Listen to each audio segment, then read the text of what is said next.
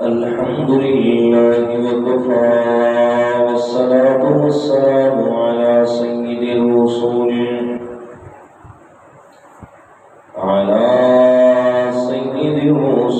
وخاتم الأنبياء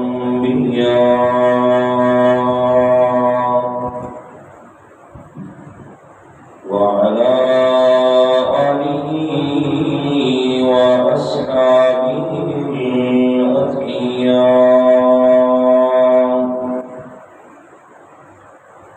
الذين هم خلاصة العرب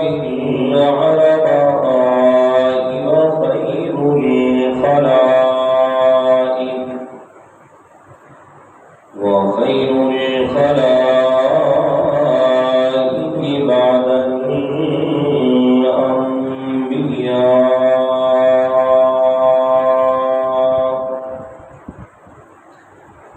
أما بعد فأعوذ بالله من الشيطان الرجيم. بسم الله الرحمن الرحيم.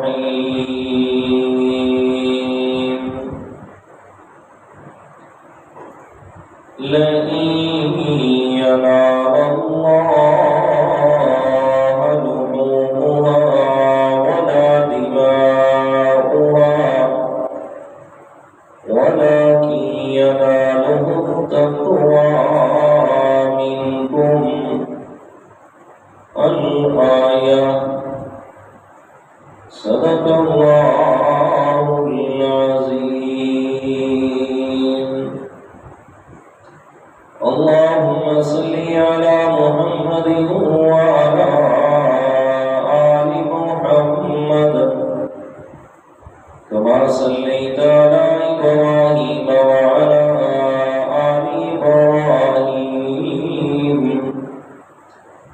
إنك حميد مجيد. اللهم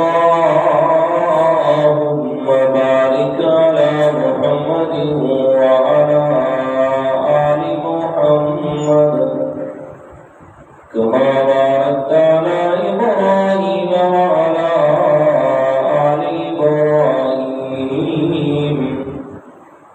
إنك حميد مجيد. سبحانك لا علم لنا إلا ما علمتنا إنك أنت العليم الحكيم.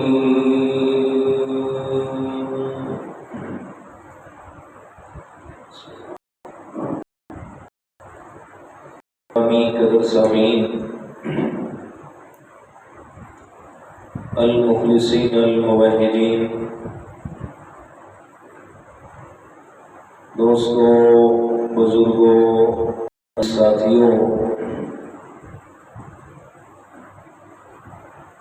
آج سے کچھ دن بعد شریعت اسلامیہ کا ایک بہت بڑا عمل اور اسلام کا بڑا اہم رکن جو اللہ تعالیٰ نے تمام تر اہل ایمان صاحب نصاب لوگوں پر لازم فرمایا ہے، وہ ہم سب مسلمانوں کی زندگیوں میں عنقریب آنے والا ہے۔ اس سن اور اس کا نام ہے قربانی۔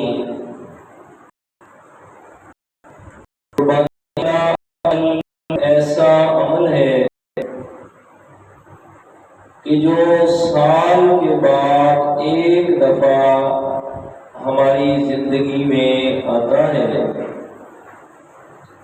یعنی کہ سال میں ایک دفعہ اللہ تعالیٰ کی طرف سے ہم پر لازم کیا گیا ہے، تو شریعت اسلامیہ کے جتنے بھی احکامات ہیں ان تمام احکامات کو بجا لانے کے لیے اللہ تعالیٰ کی طرف سے کچھ شرائط اور کچھ قوانین لازم فرمائے گئے ہیں، جیسا کہ نماز ہے تو نماز کے لیے بھی کچھ شرائط اور قوانین کو لازم فرمایا گیا۔ ہم سب لوگ نماز ادا کرنے کے لیے، جمعہ پڑھنے کے لیے مسجد میں آتے ہیں۔ اگر مسجد میں آئیں، ہمارا جسم پاک نہ ہو یا کپڑے پاک نہ ہوں، یا جس جگہ پر ہم نماز ادا کر رہے ہیں وہ نماز والی جگہ پاک نہ ہو، تو سو نماز کبھی بھی اللہ تعالیٰ کے ہاں قابل قبول نہیں ہوگی، اس لیے کہ یہ ساری چیزیں نماز کی قبولیت کی شرائط ہیں کہ جسم بھی پاک ہو، بھی پاک ہو اور بھی پاک ہو اور نماز اور قبلہ رخ بھی، یہ ساری چیزیں جو ہے نماز کی شرائط ہیں۔ اگر یہ شرائط نہیں ہوگی تو نماز کبھی بھی قابل قبول نہیں ہوگی۔ بالکل اسی طرح اللہ تعالیٰ نے قربانی کا جو یہ عمل ہم پر لازم فرمایا، تو اس کی قبولیت کی بھی کچھ شرائط ہیں کہ اگر ان شرائط کے ساتھ قربانی والا عمل نہ کیا گیا تو جیسے بغیر شرائط کے نماز قابل قبول نہیں، اسی طرح بغیر شرائط کے قربانی والا عمل بھی کبھی اللہ تعالیٰ کے ہاں قبولیت کے درجے پہ نہیں پہنچے گا۔ تو آج کے ہمارے جمعہ المبارک کا جو موضوع ہے وہ ہے قبولیت قربانی کی شرائط، کہ قربانی کرنا کن شرائط کے ساتھ کریں کہ اللہ تعالیٰ کے ہاں قابل قبول ہو جائے۔ اور پھر حدیث مبارکہ بھی سنیے گا، اللہ تعالیٰ کے پیارے پیغمبر سے صحابہ کرام نے سوال کیا، فرمایا ما هذه الاضاحی یا رسول اللہ، اللہ کے پیارے پیغمبر یہ بتلائیے کہ یہ قربانی کیا ہے اس کی حقیقت قربانی کی؟ اللہ تعالیٰ کے پیارے پیغمبر نے فرمایا یہ سنت ابیکم ابراہیم، فرمایا یہ تمہارے بابا ابراہیم علیہ السلام کی سنت ہے اور اس کا طریقہ ہے۔ فرمایا ابراہیم علیہ السلام کا طریقہ چلا، یہ اس کی سنت ہے کہ جو اللہ تعالیٰ کے راستے میں تم اپنا جانور قربان کر رہے ہو۔ تو یہ حدیث مبارکہ سامنے رکھیں اور پھر بات کو آگے آپ کو اچھے طریقے سے سمجھ آ جائے گی کہ قربانی کی قبولیت کے لیے 4 شرائط شریعت اسلامیہ کے اندر مقرر کی گئی ہیں۔ 4 شرائط کے ساتھ قربانی کرو گے اللہ تعالیٰ قابل ہوگی۔ ان میں سے پہلی شرط یہ ہے کہ جس پیغمبر کی سنت ہے قربانی، یعنی سیدنا حضرت ابراہیم علیہ السلام کی، جس پیغمبر سے یہ قربانی چلی ہے، جب تک اس پیغمبر والا عقیدہ اور نظریہ نہیں اپنایا جائے گا اس وقت تک قربانی اللہ تعالیٰ کے ہاں قابل قبول نہیں ہوگی۔ تو یہ پہلی شرط جسے قرآن مجید میں بڑی وضاحت کے ساتھ اللہ تعالیٰ نے بیان فرمایا، اور پھر میرے پیارے پیغمبر نے جو وضاحت فرمائی کہ قربانی یہ سنت ہے حضرت ابراہیم علیہ السلام کی، تو اب ابراہیم علیہ السلام کی سنت اللہ تعالیٰ کے ہاں تبھی قابل قبول ہوگی جب قربانی کرنے والے کا عقیدہ اور نظریہ بھی وہی ہوگا جو سیدنا ابراہیم علیہ السلام کا تھا۔ اب قرآن مجید سے میں آپ حضرات کے سامنے چند ایک حوالہ جات عرض کروں گا کہ جس میں اللہ تعالیٰ نے سیدنا ابراہیم علیہ السلام کے عقیدے کی وضاحت فرمائی ہے۔ پچھلے 2 جمعوں پر بھی آپ سن چکے ہیں، بس آپ اشارہ کروں گا تاکہ اس ٹائم میں جو باقی ٹائم ہے باقی 3 شرائط کو میں تفصیل سے عرض کر سکوں، اس لیے کہ پہلی شرط ابراہیم علیہ السلام کا جو عقیدہ ہے وہ میں پچھلے 2 جمعوں پہ بڑی تفصیل سے عرض کر چکا ہوں، پھر بھی اشارہ کرتا ہوں، دیکھیے گا قرآن مجید کا انداز۔ اعوذ باللہ من الشیطان الرجیم، بسم اللہ الرحمن الرحیم۔ وَإِذْ يَرْفَعُ إِبْرَاهِيمُ الْقَوَاعِدَ مِنَ الْبَيْتِ وَإِسْمَاعِيلُ رَبَّنَا تَقَبَّلْ مِنَّا إِنَّكَ أَنْتَ السَّمِيعُ الْعَلِيمُ۔ سورۃ البقرہ پہلا پارہ اور آیت کا نمبر 127 ہے۔ خالق کائنات فرماتے ہیں وَإِذْ يَرْفَعُ إِبْرَاهِيمُ الْقَوَاعِدَ مِنَ الْبَيْتِ۔ میرے پیارے مدنی کریم امام الانبیاء جناب محمد رسول اللہ صلی اللہ علیہ وسلم وہ وقت بھی یاد کرنے کے قابل ہے۔ یرفع ابراہیم القواعد من البیت واسماعیل، کہ جب دونوں باپ بیٹا حضرت ابراہیم علیہ السلام اور ساتھ میں سیدنا حضرت اسماعیل علیہ السلام بیت اللہ شریف کی تعمیر کر رہے ہیں۔ القواعد من البیت، جناب ابراہیم علیہ السلام مستری کاریگر اور مہندس کے طور پہ کام کر رہے ہیں، اور پیارے اسماعیل علیہ السلام مزدور بن کے کام کر رہے ہیں، پتھر اٹھا اٹھا کے لا رہے ہیں، یہ بابا جان ادھر لگا دیں، یہ ادھر لگا دیں۔ فرمایا یہ دونوں باپ بیٹا اللہ کا گھر تیار کر رہے ہیں۔ جب ابراہیم علیہ السلام بنیاد زمین سے اوپر کی طرف لے کے آئے، فرماتے پیارے بیٹا یہ اللہ کا گھر ہے، اس میں تعمیر ہونا ہی ہونا ہے، اللہ تعالیٰ خود اپنے گھر کی تعمیر کا ذمہ دار ہے۔ چلے موقع کی بات ہے، بڑا موقع ہے، اس موقع پہ اللہ تعالیٰ سے کچھ مانگ لیتے ہیں۔ دونوں باپ بیٹا پتھر رکھ دیے اور اللہ تعالیٰ کی طرف متوجہ، اور کیا فرماتے ہیں؟ فرماتے ربنا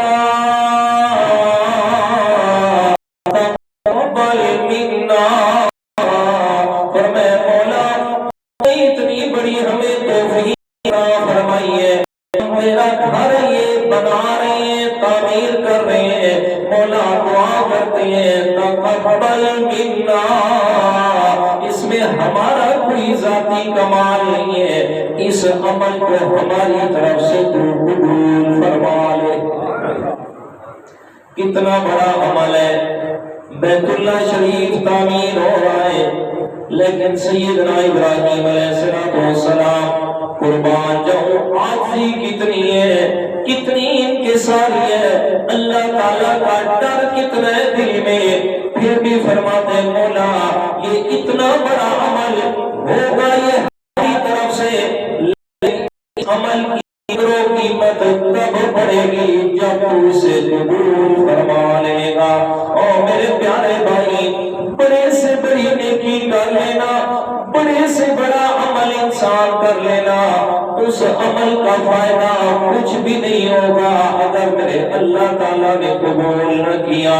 آج ہر آدمی محنت کر رہا ہے، ہر آدمی اپنے طریقے کیا کر رہا ہے، علماء لوگوں کو جناب رب کا قرآن سنا رہے ہیں، پیغمبر کی زبان سنا رہے ہیں، لیکن یقین جانے آپ کا پتہ نہیں میرے دل کی کیفیت آپ کو بتا رہا ہوں، ساری چیزیں بیان کرتا ہوں، اپنی طرف سے جو حد سمجھتا ہوں اسے آپ تک پہنچاتا ہوں، لیکن دل کی کیفیت یہ ہوتی ہے کہ کہیں اگر قیامت کے دن اللہ تعالیٰ نے یہ نہ کہہ دیا جا اٹھا یہ ساری نیکیاں چلا جا مجھے قبول نہیں ہے، اور میرا بھائی پھر کیا بنے گا؟ کدھر جائیں گے؟ کس کے سامنے جا کے روئیں گے؟ اس لیے چھوٹا عمل کرے یا بڑا کرے، چھوٹی نیکی کرے یا بڑی کرے، دل میں رب سے یہ مانگا کرے مولا یہ توفیق بھی تیری طرف سے ہے، مزہ تب ہوگا کہ جب تم میری طرف سے اس کو قبول بھی فرما لے۔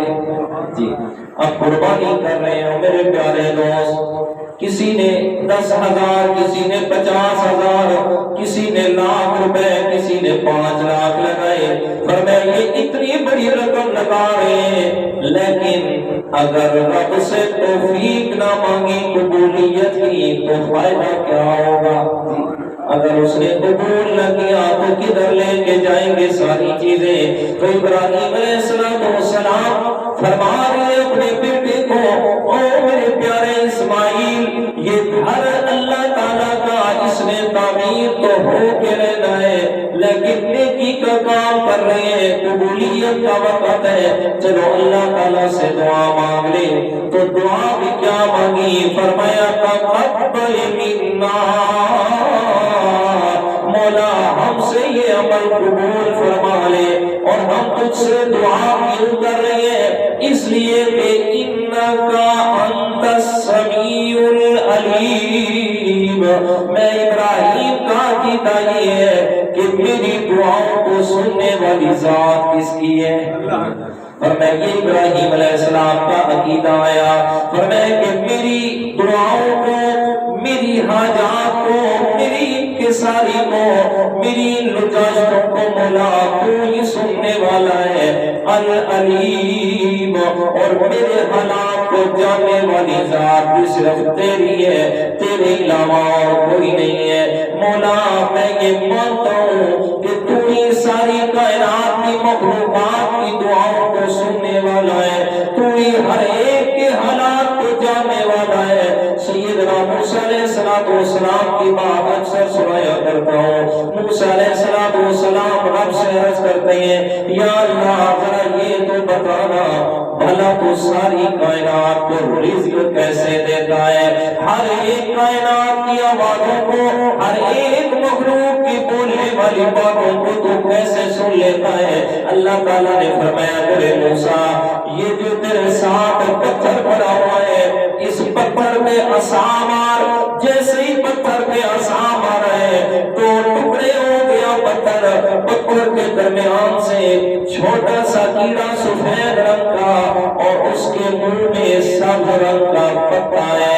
ہمیں میرے موسیٰ دیکھنا یہ میں اللہ تعالیٰ کا کمال ہے، میں اپنی اس مخلوق کو اس پتھر کے اندر بھی رزق عطا کر رہا ہوں۔ پھر فرمایا صرف اتنی نہیں، فرمایا اب کان لگا بھلا یہ کہہ کیا رہا ہے؟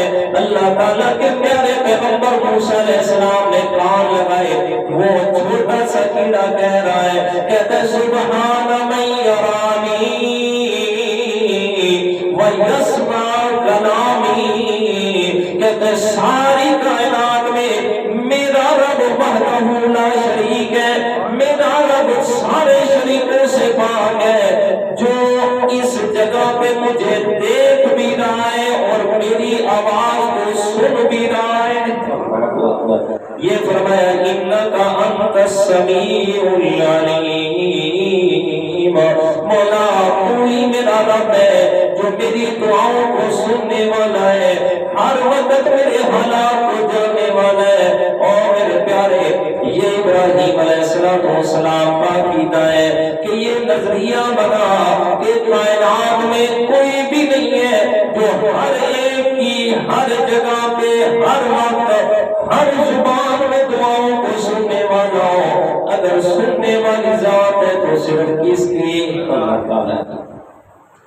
اکثر عرض کرتا ہوں اس بات کا، یعنی اللہ تعالیٰ دعاؤں کو سننے والا ہے، اس کا صحیح انسان کو تجربہ ہوتا ہے۔ اللہ تعالی ہم سب کو بیت اللہ شریف کی زیارت نصیب فرمائے، لے جائے نا بیت اللہ شریف میں، اور خاص کر بیت اللہ شریف کا جو دروازہ ہے، اور میں اس طرف سے نماز کے وقت میں لوگ بڑی محبت سے کھڑے ہوتے ہیں، جا کے ایک دوسرے کو جناب دھکم پیل کر کے کہ ہم نے جا کے بیت اللہ کے دروازے کے سامنے کھڑا ہونا ہے۔ جیسے امام السلام علیکم ورحمۃ اللہ کہتا ہے، لوگ دوڑ کے جا کے بیت اللہ شریف کے دروازے کو چمڑ جاتے ہیں، اپنے رب سے دعائیں مانگ رہے ہوتے ہیں۔ اس جگہ پہ کوئی جناب اردو میں مانگ رہا ہے، کوئی سرائکی میں مانگ رہا ہے، کوئی پشتو میں مانگ رہا ہے، اللہ تعالیٰ سے اپنے درد دل بیان کر رہا ہے، کوئی انگریزی میں مانگ رہا ہے،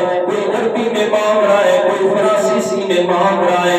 دنیا کائنات کی کتنی زبانیں ہیں، کتنی زبانوں کے لوگ وہاں موجود ہیں، ہر کوئی اپنی اپنی زبان میں اپنے رب سے آوازاریاں کر رہا ہے۔ پر میں میرے رب کی صفت یہ ہے کہ ایک ہی وقت میں مختلف زبانوں میں مانگنے والوں کی دعاؤں کو سنتا بھی ہے، سمجھتا بھی ہے اور قبول بھی فرماتا ہے۔ یہ فرمایا انت السمیع، مولا تو ہے دعاؤں کو سننے والا۔ میں ابراہیم کا دائی ہے کہ تیرے علاوہ میری دعاؤں کو سننے والا اور کوئی نہیں ہے، ایک تو ہی ہے انت السمیع، ساری دعاؤں کو سننے والا اور دعاؤں کو سن کے قبول کرنے والا، مولا تیرے علاوہ اور کوئی نہیں ہے۔ تو ابراہیم علیہ السلام کا یہ عقیدہ کہ ہر وقت ہر کسی کی ہر زبان میں دعاؤں کو سننے والی ذات صرف اللہ تعالیٰ کی ہے، یہ پہلا عقیدہ۔ اور صرف حضرت ابراہیم علیہ السلام نہیں بلکہ اللہ تعالیٰ نے متعدد انبیاء کرام کی دعاؤں کا ذکر فرمایا قرآن مجید میں۔ سنیے گا سیدنا حضرت زکریا علیہ السلام فرمایا حضرت بی بی مریم کے سامنے بے موسم پھل دیکھے تو فوراً حیران ہے، کہتے ہیں مریم انّا لکی ھذا، بھلا یہ بے موسم پھل آپ کے پاس کہاں سے آ گئے؟ حضرت مریم فرماتی ہے قالت ھو من عند اللہ، اے میرے ماموں زکریا علیہ السلام حیران کیوں ہوتا ہے؟ یہ بے موسم پھل مجھے اللہ تعالیٰ کی طرف سے آئے ہیں، اس لیے کہ ان اللہ یرزق من یشاء بغیر حساب، وہ میرا رب جسے چاہتا ہے بے حساب رزق دیتا ہے۔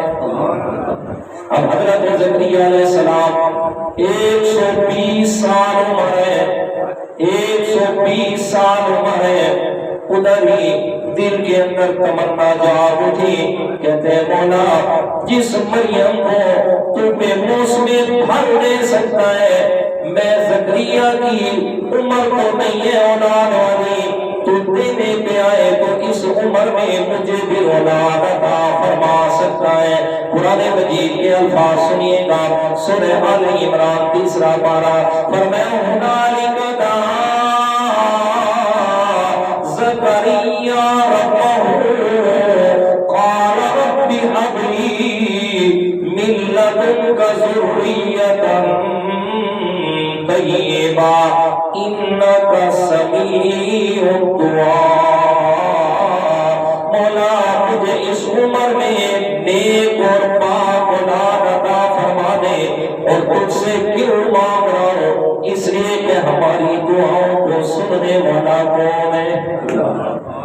جی تو ابراہیم علیہ السلام والا عمل قربانی وہ کرنا ہے، تو آپ علیہ السلام کی حدیث مبارک سنا چکا ہوں، یہ سنت ابیکم ابراہیم، کہ یہ قربانی تمہارے بابا ابراہیم علیہ السلام کی سنت ہے۔ تو جب ان کی سنت ہے تو پھر یہ قربانی والا عمل قبول کب ہوگا؟ کہ جب عقیدہ بھی کس والا ہوگا؟ ابراہیم علیہ السلام والا۔ جی یہ نہ ہو کہ قربانی کر رہا ہے اور ادھر سے عقیدہ یہ بنایا ہوا ہے کہ جناب اللہ تعالیٰ وہ بھی سن لیتے ہیں، لیکن اللہ تعالیٰ سے زیادہ ہماری یہ سن لیتے ہیں۔ کہ جن کے بعد ہم آگے بیٹھے اور ان کی قبروں میں جا کے ہم دعائیں کر رہے ہیں اور سارا کچھ، فرمایا یہ زیادہ سنتے ہیں، ایسے عقیدے والے کی قربانی کا کچھ بھی فائدہ نہیں ہے۔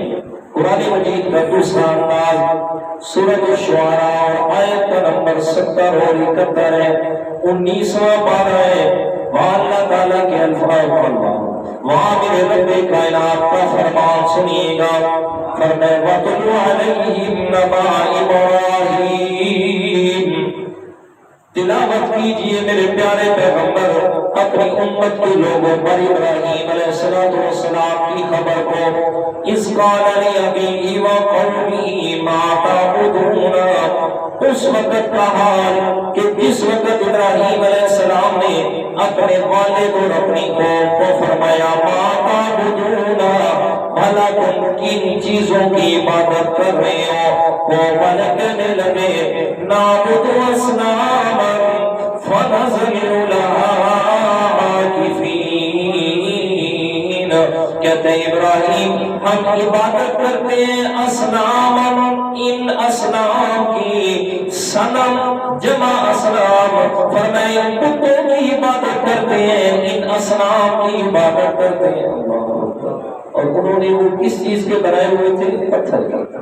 پتھر کے بنائے ہوئے، حالانکہ پتھر تو عربی زبان میں اس کے لیے لفظ استعمال ہوتا ہے حجر اسود، تو لیکن یہاں لفظ بولا ہے اصنام، صنم بولا ہے، اصنام بولا ہے، تو اصنام کا کیا معنی ہے؟ اس کا معنی تو پتھر نہیں آتا، تو اس کے بارے میں یاد رکھیے گا۔ مفسرین اکرام نے بڑی پیاری بات لکھی ہے یہاں پہ، وہ فرماتے ہیں کہ عام تصویر کو صنم نہیں کہا جاتا، عام تصویر بنائی جاتی ہے اس کے لیے صنم کا لفظ یا اصنام کا لفظ استعمال نہیں ہوتا، بلکہ اصنام اس بت کو کہا جاتا ہے جو کسی اللہ تعالیٰ کے ولی یا اس کے پیغمبر کی صورت بنائی جائے اور اس کا مقصد ہے کہ اس کی ہم کیا کریں گے؟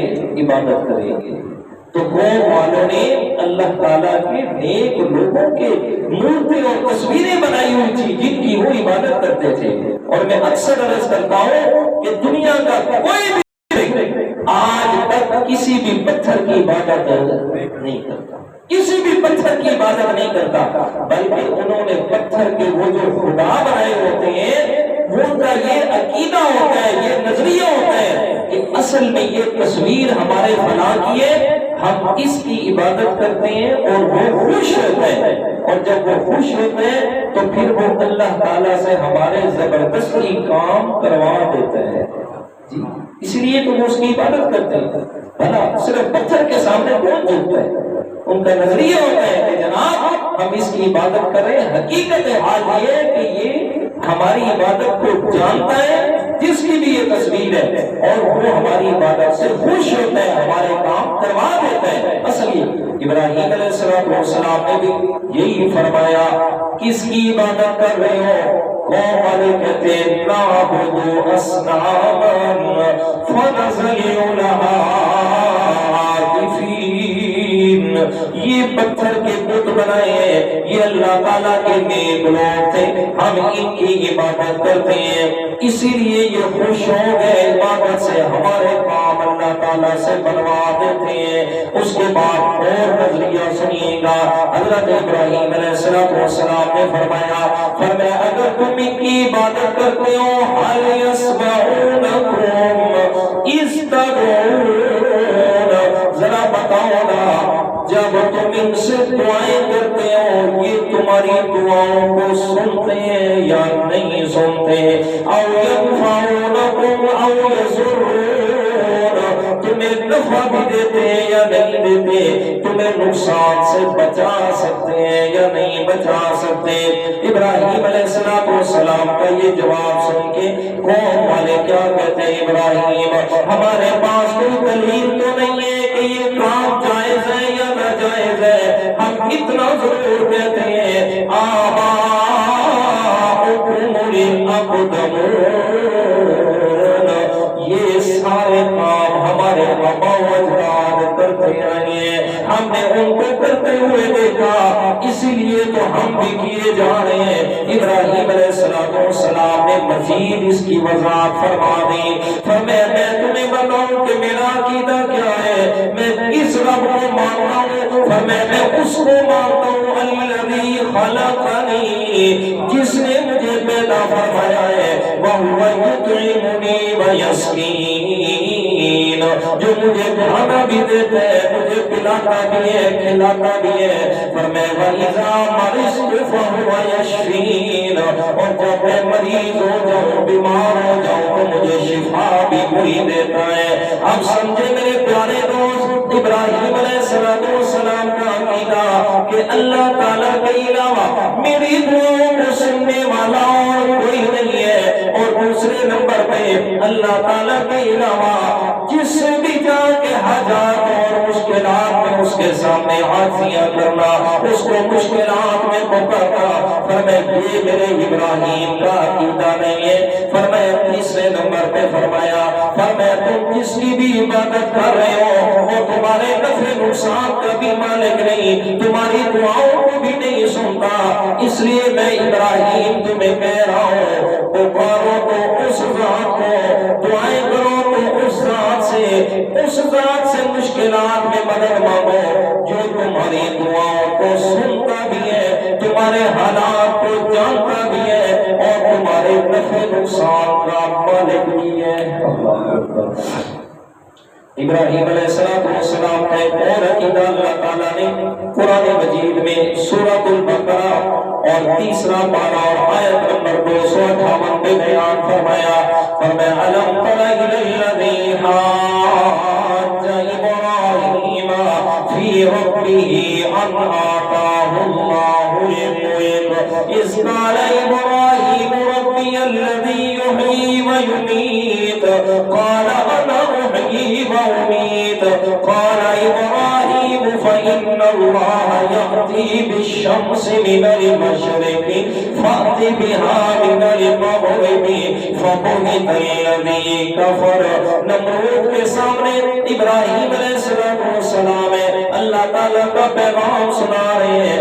یاد رکھیں دنیا کائنات میں 4 بادشاہ ایسے گزرے ہیں کہ جن کی بادشاہت ساری دنیا پہ گزری ہے، ان میں سے 2 مسلمان ہیں اور 2 کافر بادشاہ گزرے ہیں۔ مسلمان بادشاہ سیدنا سلیمان علیہ السلام اور حضرت ذوالقرنین علیہ الرحمہ، یہ 2 مسلمان بادشاہ اور 2 کافر بادشاہ، ایک نمرود ہے اور دوسرا بخت نصر ہے۔ 15ویں پارے میں اس کا ذکر ہے، فرمایا یہ 2 کافر بادشاہ نمرود اور بخت نصر، اس نمرود کے سامنے جس کی ساری دنیا پہ بادشاہی اور سلطنت تھی، ابراہیم علیہ السلام سامنے گئے، فرمایا میں اس رب کو مانتا ہوں، اس رب نے جس رب نے تمہیں بادشاہت عطا فرمائی ہے، وہ رب ہے کہ جو رب زندگی بھی دیتا ہے موت بھی دیتا ہے،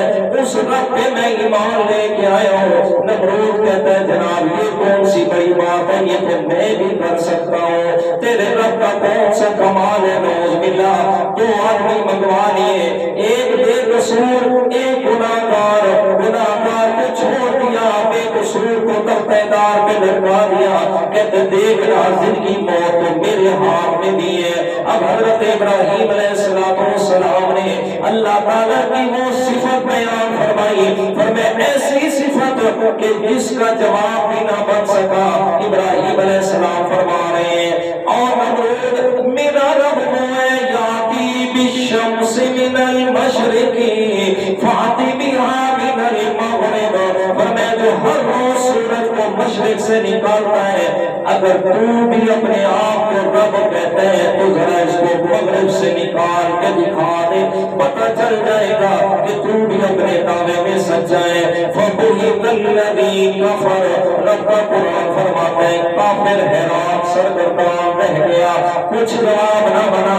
اب سمجھیے گا یا ابراہیم علیہ السلام کا عقیدہ کیا ہے، فرمایا ربی الذی یحیی و یمیت، رب اس رات کو کہتے ہیں، فرمایا انشاء الشیء حالا فحالا الہ الارض تمام، فرمایا جو جس نے کسی کو پیدا کیا، پیدا کرنے کے بعد اس کی پرورش شروع کی ہے، نفع والی چیزیں مہیا کی ہیں، نقصان والی چیزوں سے اسے بچا کے رکھا ہے اور اس کو کمال تک پہنچا دیا، رب اسے کہا جاتا ہے۔ ابراہیم علیہ السلام فرماتے ہیں میرا عقیدہ یہ ہے کہ میرا رب ساری کائنات کو پالنے والا بھی ہے، پیدا کرنے والا بھی ہے، اور ساری کائنات کو جو جو ضرورت ہے ہر ایک مخلوق کی ضرورت کو پورا کرنے والا بھی میرا رب ہے۔ یہ ابراہیم علیہ السلام کا عقیدہ۔ فرمایا اب جو کوئی قربانی کر رہا ہے میرے پیارے، اگر اس کا یہ عقیدہ ہے تو پھر تو قربانی قبول ہے، اور اگر یہ عقیدہ نہیں ہے تو قربانی کرنا ضائع جائے گا۔ اور عقیدہ سنی ابراہیم علیہ السلام کا 23واں پارہ اور سورۃ الصافات ہے، جس میں اللہ تعالیٰ نے ابراہیم علیہ السلام کا عقیدہ بیان فرمایا، اور آیت کا نمبر 101 ہے، 23واں پارہ سورۃ الصافات، فرمایا قال رب هب لي من الصالحین فبشرناه بغلام حلیم۔ ابراہیم علیہ السلام کی دو بیویاں حضرت حاجرہ اور حضرت سارہ علیہ السلام، فرمایا دو بیویاں لیکن اولاد نہیں ہے، عمر 86 سال ہو گئی ابراہیم علیہ السلام کی، 86 سال کا عرصہ گزر گیا، ابراہیم علیہ السلام پھر بھی اولاد کے لیے کس سے مانگ رہے ہیں؟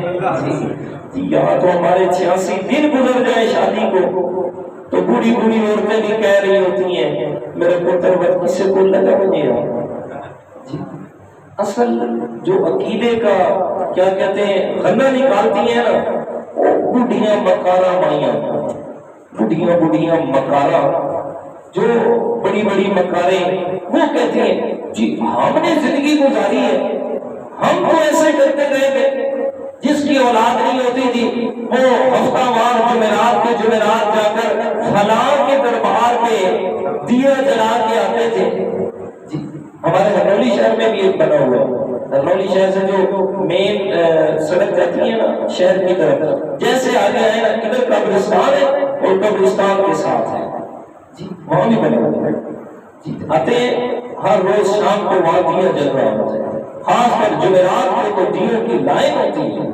کیا اس میں ہمارے سنی اور کیا اس میں دیوبندی اور کیا بریلوی اور کیا شیعہ اور کیا سے کیا عقیدہ کسی کو پتہ نہیں جی کہ دیے جلانے سے اولاد نہیں ملتی، اولاد کس سے ملتی ہے؟ جی قرآن مجید میں اللہ تعالیٰ نے فرمایا سورۃ حامی مشورہ میں فرمایا للہ ملک السماوات والارض، اور دنیا کائنات والوں زمین و آسمان میں بادشاہی کس کی ہے؟ یہ کیوں فرمایا؟ کیونکہ اگلی بات جو فرمائی ہے فرمایا للہ ملک السماوات والارض یخلق ما یشاء، جو چاہتا ہوں پیدا کرتا ہوں، مجھ سے کوئی بھی پوچھنے والا نہیں ہے، لا یسأل عما یفعل وهم یسألون، جیسا چاہوں جس وقت چاہوں جس کے ساتھ کر دوں، مجھ سے سوال کرنے والا دنیا میں کوئی نہیں ہے۔ فرمایا یخلق ما یشاء، جو چاہتا ہوں پیدا کرتا ہوں۔ کیوں میری چاہت چلتی ہے؟ اس لیے کہ ساری کائنات میں بادشاہت کس کی ہے؟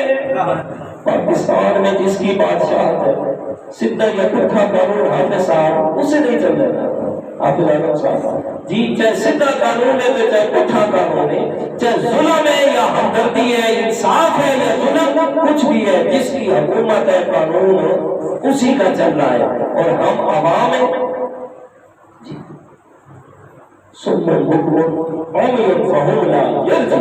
کے ساتھ ہاں یخلق ما یشاء، جو چاہتا ہوں پیدا کرتا ہوں، یہب لمن یشاء اناسا، جس سے چاہتا ہوں بیٹیاں عطا کر دیتا ہوں۔ سبحان اللہ، ذرا دیکھیے نا میرے پیارے دوست، اللہ تعالیٰ نے اولاد کا ذکر کیا تو پہلے بیٹی کا ذکر فرمایا. جی یہب لمن یشاء اناثا، جسے چاہتا ہوں میں اللہ تعالیٰ بیٹیاں عطا کر دیتا ہوں. حدیث مبارکہ سنیے گا، میرے پیارے پیغمبر نے فرمایا وہ عورت سب سے زیادہ مبارکباد کی مستحق ہے کہ جسے اللہ تعالیٰ نے اولاد میں پہلے بیٹی عطا فرمائی ہے.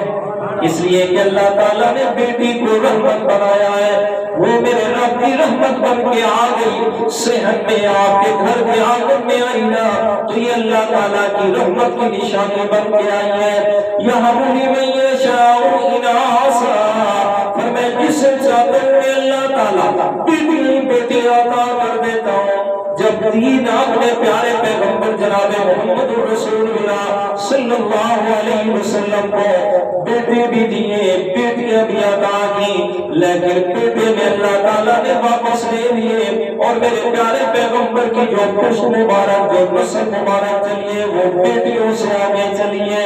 حضرت فاطمہ رضی اللہ تعالیٰ عنہ، حضرت زینب، حضرت ام کلثوم اور حضرت ام رقیہ رضی اللہ تعالیٰ عنہ. فرمایا حضرت فاطمہ میرے پیارے پیغمبر کے پاس ملنے کے لیے آتی ہے. اللہ تعالیٰ کے پیارے پیغمبر دور سے دیکھتے ہیں میری بیٹی آ رہی ہے، رحمت کائنات استقبال کے لیے کھڑے ہو جاتے ہیں.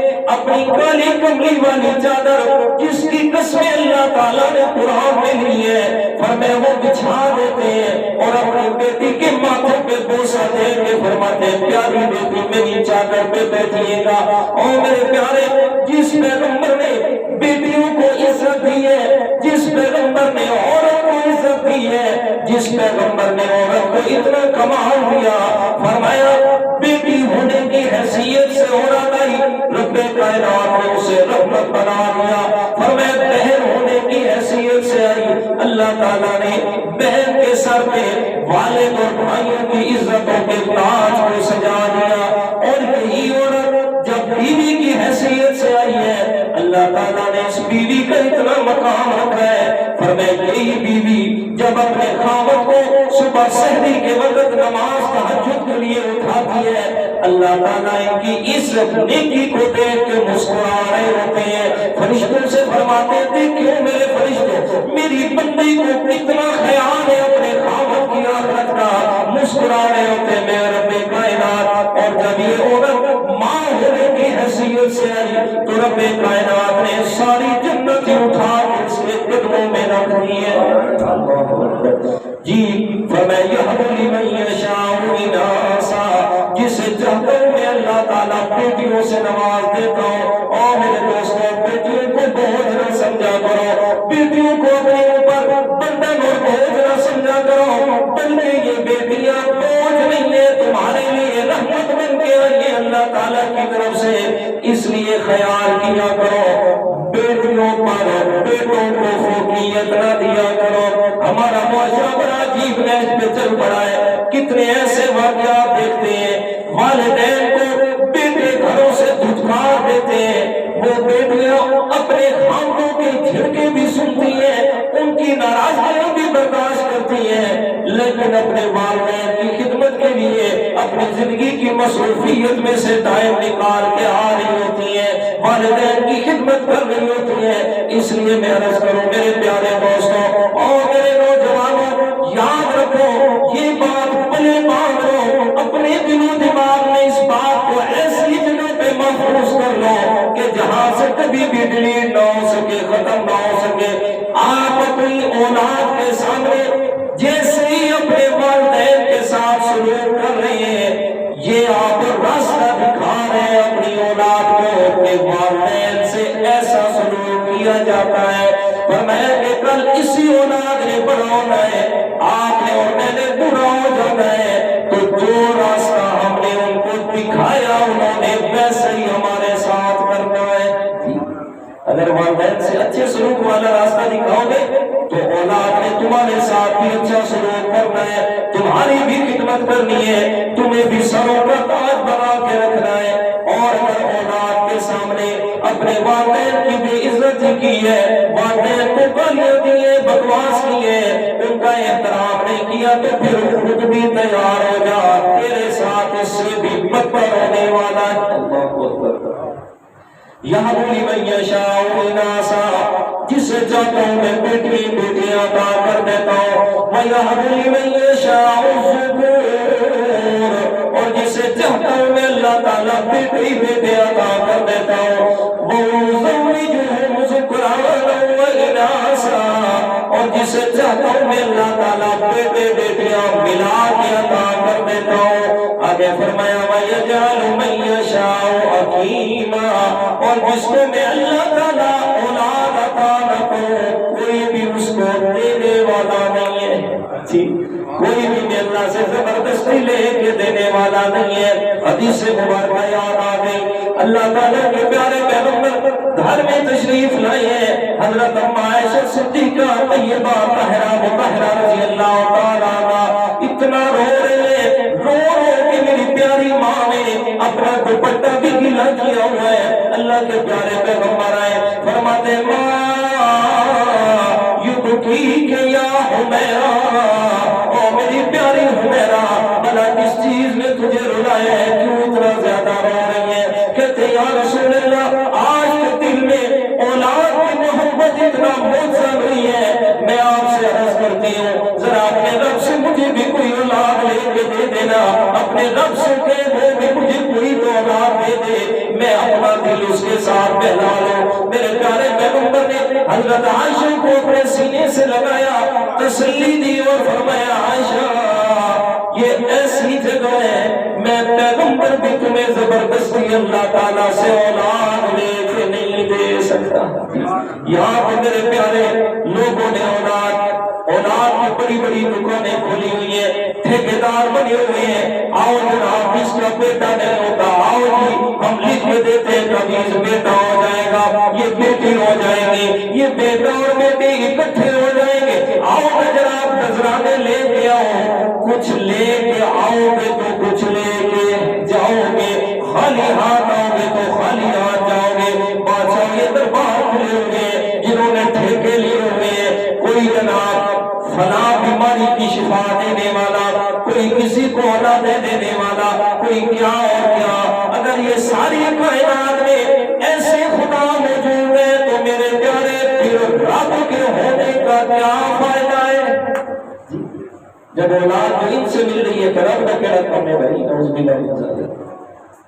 ہاں تو حضرت ابراہیم علیہ السلام کا عقیدہ کہ اولاد دینے والا کون ہے؟ اللہ تعالیٰ۔ اگر میرے پیارے یہ عقیدہ ہے، اس عقیدے سے قربانی کر رہا ہے تو پھر تجھے مبارک ہو۔ یہ قربانی کی پہلی شرط ہے قبولیت کی کہ عقیدہ بھی ہو اسی پیغمبر والا کہ جس پیغمبر کی سنت کو پورا کر رہے ہیں قربانی کی صورت میں۔ تو پہلی چیز یہ سنت والی تم ابراہیم، تمہارے بابا ابراہیم علیہ السلام کی سنت ہے یہ قربانی، اور میں اب نظریہ اور عقیدہ بھی اسی ابراہیم علیہ السلام والا تب قبول ہوگی مگر نہ نہیں ہوگی۔ دوسری شرط کے بعد قربانی کی قبولیت کی، یہ میرے سامنے چوتھا پارہ کھلا ہے سورۃ آل عمران اور چوتھے پارے کی پہلی آیت ہے، فَمَا لَن تَنَالُوا الْبِرَّ حَتَّىٰ تُنْفِقُوا مِمَّا تُحِبُّونَ۔ خالق کائنات فرماتے ہیں فرمایا تم اس وقت تک نیکی کا اعلیٰ درجہ حاصل نہیں کر سکتے جب تک کہ اپنی محبوب چیز کو میں اللہ کے راستے میں قربان نہ کرو۔ فرمایا محبوب سے محبوب چیز، اعلیٰ سے اعلیٰ چیز میں اللہ کے راستے میں قربان کرو۔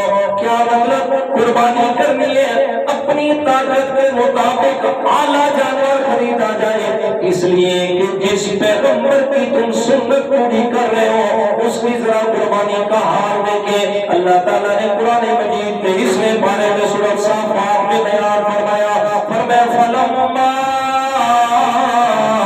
أَسْلَمَا وَتَلَّهُ لِلْجَبِينِ۔ حدیث سے مبارک ہے فرمایا جہاں پہ صفا مروہ ہے، یہ صفا پہاڑی، یہ مروہ پہاڑی سامنے بیت اللہ شریف کے کے دروازے کی طرف سے فرمایا یہ دو پہاڑیاں میرے پیارے پیغمبر نے اس پہاڑی پہ کھڑے ہو کے فرمایا یہ جو مروہ پہاڑی ہے اسی پہاڑی کے قریب حضرت ابراہیم علیہ السلام اپنے بیٹے کو ذبح کرنے کے لیے لے آئے تھے۔ یہ تو بات کی جگہ تنگ پڑ گئی، تعداد حجاج کرام کی زیادہ ہوئی تو یہاں سے مینا کی طرف اسے کر دیا۔ اور دوسری حدیث سے مبارکہ مینا کا دکھا کے آتے دونوں باتیں ٹھیک ہے۔ فرمایا ابراہیم علیہ السلام جب گئے نا فرمایا وَتَلَّهُ لِلْجَبِينَ اور اپنے بیٹے کو زمین کے بل لٹا دیا۔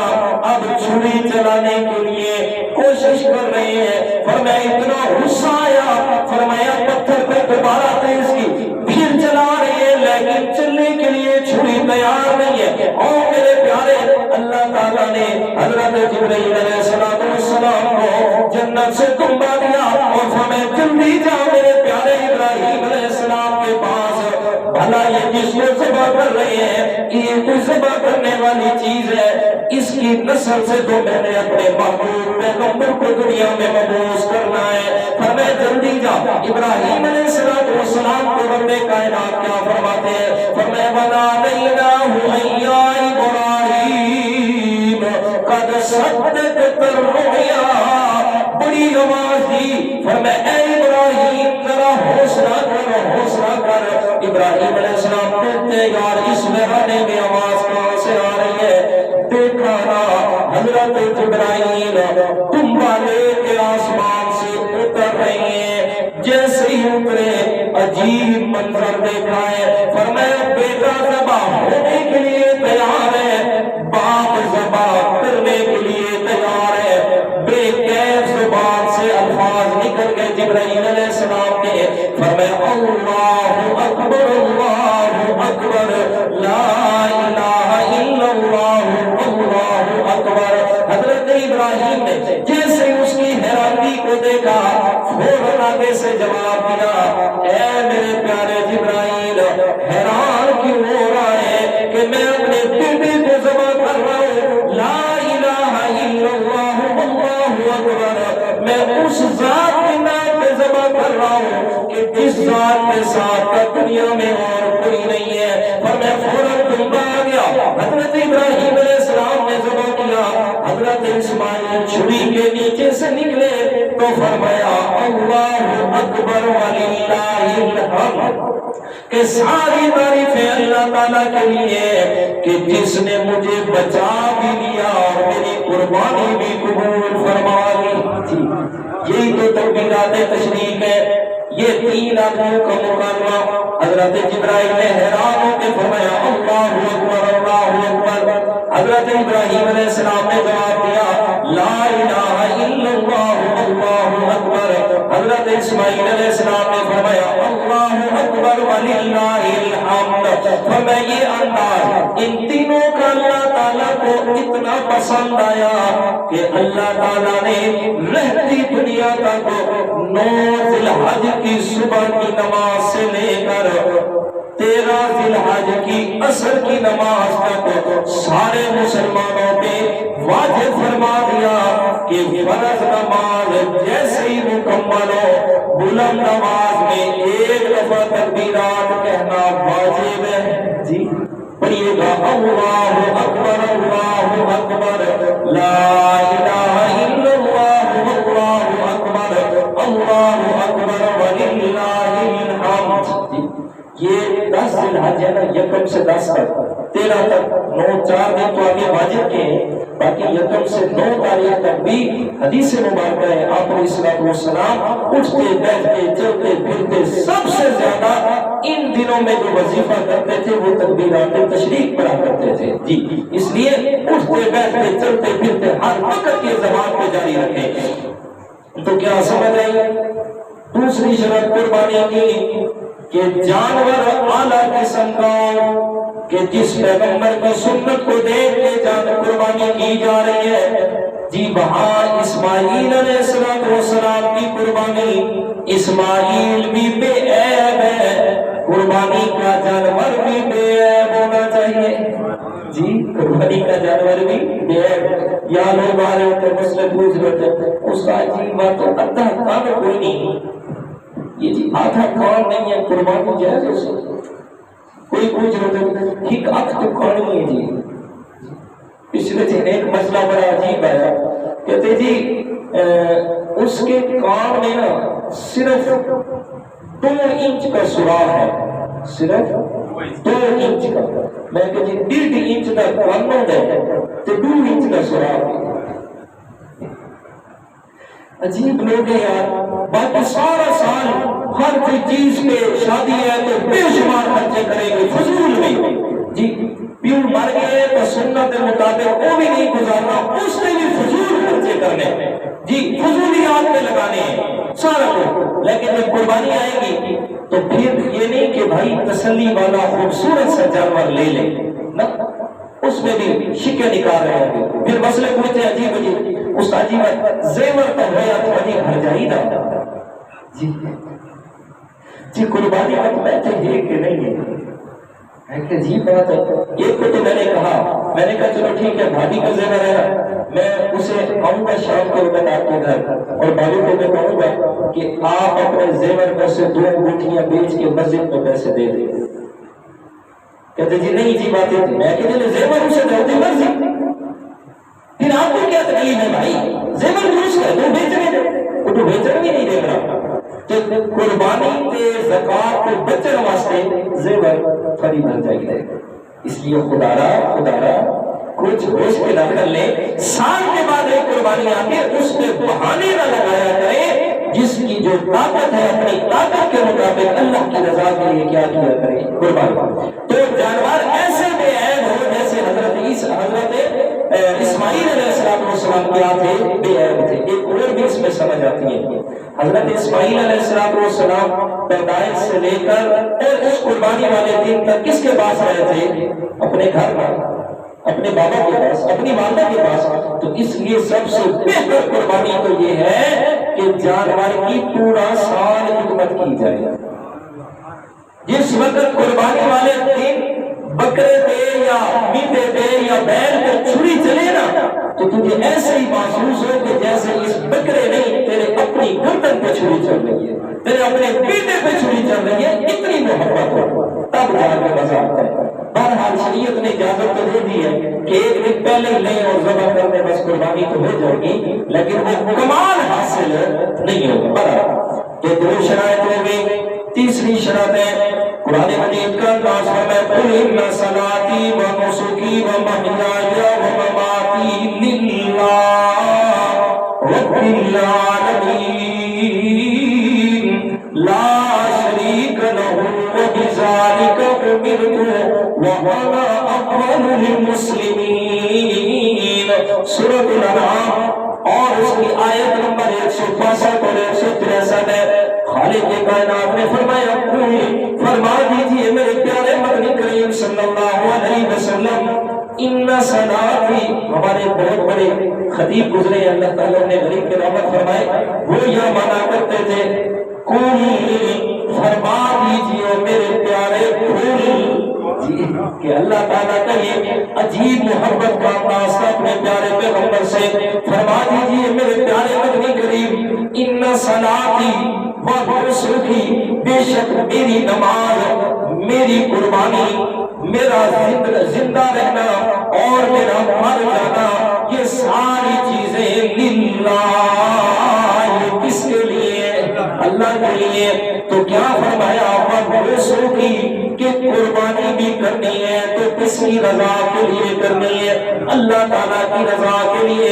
یاد رکھ میرے پیارے، اگر اخلاص نہیں ہے، قربانی کرنے میں اللہ کی رضا مقصود نہیں ہے، نیت خالص نہیں ہے، تو تیری قربانی ضائع جائے گی۔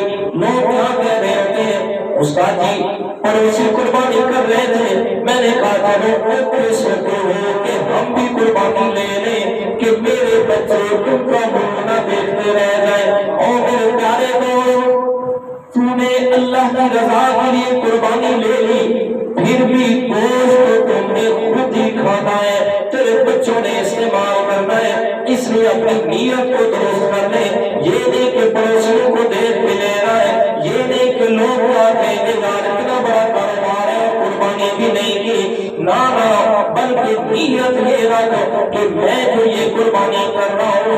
جس کی رضا کے لیے اللہ راضی ہو جائے۔ اللہ کا حکم ہے۔ ہمیں بنی اسرائیل کا ایک واقعہ آتا ہے، ایک غریب آدمی جا رہا ہے، راستے میں ایک بہت بڑا ٹیلا دیکھا، مٹی کا ٹیلا، ریت کا ٹیلا، جسے سلیٹی میں تم ٹبا کہتے ہو، بڑا ریت کا ٹیلا دیکھا، کھڑا ہو گیا اور کہتا ہے رب کائنات سے مولا کاش کہ میرے پاس اس ٹیلے کے برابر سونا ہوتا، میں اسے تیرے راستے میں صدقہ خیرات کر دیتا۔ یہ تو خواہش کر کے چل دیا۔ اللہ تعالیٰ نے وقت کے پیغمبر پہ وحی نازل فرما دی، فرمایا میرے پیغمبر جہاں فلاں جگہ پہ میرا ایک غریب آدمی بڑی خواہش کا اظہار کر رہا ہے، اسے خوشخبری دے دیا کہ جس اخلاص کے ساتھ، جس رضائے الہی کے لیے تم نے یہ الفاظ کہے، میں اللہ تعالیٰ نے تیرے اخلاص کو دیکھ کے تیرے نام اعمال میں سونے کے برابر صدقہ کرنے کا ثواب لکھ دیا ہے۔ یہ تو نیکی کی بات ہے۔ اب گناہ کی طرف بلائے گا۔ حدیث مبارکہ فرمایا جب ایک بندہ گناہ کا ارادہ کرتا ہے، اللہ تعالیٰ حکم فرماتا ہے فرشتوں سے اس کا گناہ نہیں لکھنا گناہ۔ فرمایا اب لکھا جاتا ہے جب انسان کو گناہ کر گزرتا ہے پھر بھی گناہ کوئی ایک لکھا جاتا ہے جو اس نے کیا تھا۔ اب نیکی کی بات سنیے گا۔ حدیث مبارکہ فرمایا جب ایک انسان نیکی کا ارادہ کرتا ہے، یا اللہ میں فلاں نیکی کرنا چاہتا ہوں، ادھر سے ارادہ کیا، ادھر سے اللہ تعالیٰ نے فرشتوں کو حکم فرمایا اس ارادے کرنے کی ایک نیکی اس کی لکھ دی جائے، اور فرمایا جب وہ نیکی کر گزرتا ہے پھر اللہ تعالیٰ 10 گنا سے لے کر 700 گنا تک بڑھا کر اس کی نیکی کو لکھوا دیتے ہیں۔ اب مجھے بتاؤ کہ دین پہ چلنا مشکل ہے یا آسان ہے؟ سکھا سکھا کام نہیں جی، کرو ہی کرو دھیمے ساتھ سے بولا آسان ہے۔ تیسری شرط میں آئے کہ قربانی کی جائے تو کس کے لیے؟ شاباش بولو، کس کی رضا کے لیے؟ ایک اور حدیث مبارکہ سنیے گا۔ اللہ کے پیارے پیغمبر نے فرمایا جو بندہ مومن یہ الفاظ کہتا ہے اللہم اغفر للمؤمنین والمؤمنات، یا اللہ سارے مومن مردوں کو بھی بخش دے، ساری مومن عورتوں کو بھی گناہوں کو معاف فرما دے۔ ذرا کہیے گا اللہم اغفر للمؤمنین والمؤمنات۔ جو یہ کہتا ہے، جس وقت یہ کہہ رہا ہے اس وقت ساری دنیا کائنات میں جتنے بھی مومن مرد ہیں، جتنی بھی مومن عورتیں ہیں، ان کی تعداد کے مطابق اللہ اس کے نام اعمال میں نیکیاں لکھوا دیتا ہے۔ آسان کام ہے میرے پیارے، مشکل تو ہم نے بنائی ہے۔ بہرحال آخری بات، چوتھی شرط قربانی کی قبولیت کی حدیث مبارکہ فرمایا قال نبی صلی اللہ علیہ وسلم ان اللہ طیب ولا یقبل الا طیبا، او کما قال علیہ الصلوۃ والسلام۔ میرے پیارے پیغمبر نے فرمایا اللہ تعالیٰ خود بھی پاک ہے اور پاک مال کو قبول فرماتا ہے، خود بھی پاکیزہ ہے، پاکیزہ چیزوں کو قبول فرماتا ہے۔ کیا مطلب؟ اللہ تعالیٰ حرام چیزوں کو قبول۔ تو کیا سمجھ آئی؟ قربانی کرنی ہے تو قربانی بھی کرے تو رزق حلال سے قربانی کی جائے۔ رزق حرام سے خریدا ہوا جانور اللہ تعالیٰ کے ہاں قابل قبول نہیں ہوگا۔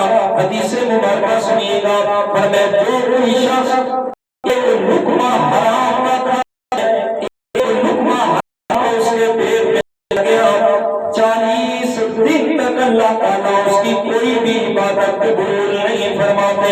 اور حدیث مبارکہ سنیے، فرمایا ایک آدمی نے کپڑوں کا جوڑا خریدا ہے، اس میں 10 درہم اس کی قیمت تھی، 1 درہم اس میں حرام کا تھا، 9 درہم حلال کے تھے۔ فرمایا جب تک وہ کپڑا اس کے جسم پہ رہے گا اللہ تعالیٰ نے نہ تو اس کی نفلی عبادت قبول کرنی ہے نہ فرضی عبادت قبول کرنی ہے۔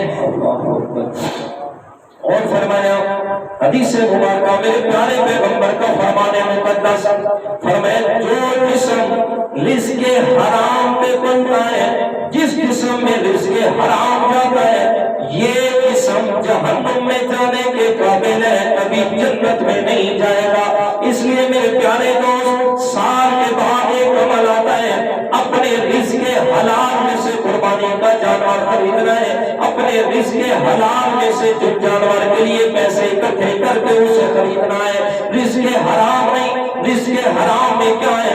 چاہے کوئی سود کا کاروبار کرنے والا ہے وہ بھی رزق حرام ہے، سود کے پیسے سے قربانی کا جانور لیا، کچھ بھی قابل قبول نہیں ہوگا، سارے کا سارا ضائع چلا جائے گا، اللہ تعالیٰ کے ہاں قبولیت کا شرف حاصل نہیں ہوگا۔